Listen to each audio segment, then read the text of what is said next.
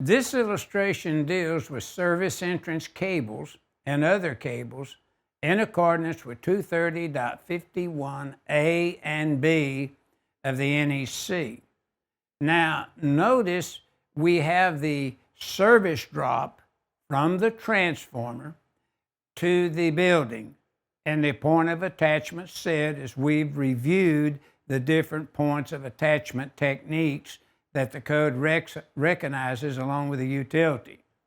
Now notice that the support of these service entrance cables on insulators, notice there is support within 12 inches where these are connected.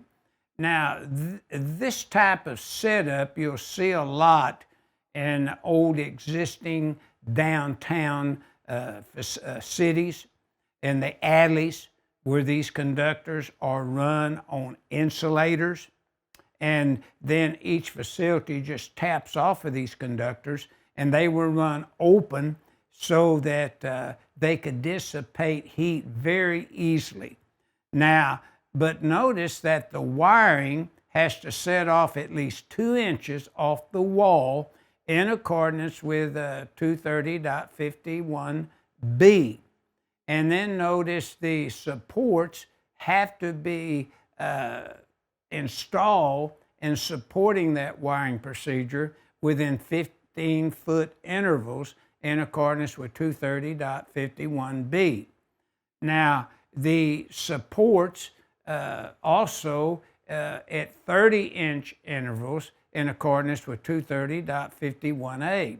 So you may have service entrance cables, and then you may have just single conductors. But depending on, is it a new installation, an old installation, and where the authority having jurisdiction with a state, county, or city will even allow this type of installation supported to a building. You just don't see this one anymore. It's usually all existing. But this figure 6-27 deals with NEC 230.51A and B, where you may have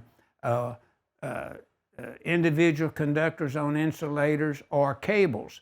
But as I previously stated, the main areas that I've seen this as an inspector is in the alleys of old existing buildings within a downtown area, usually of a city.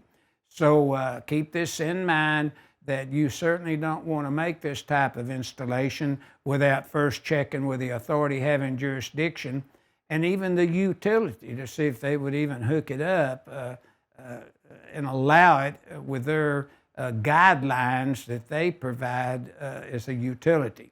So figure 6-27 illustrates the installation when it's put in accordance with 230.51A and B and approved by the authority having jurisdiction per 90.4.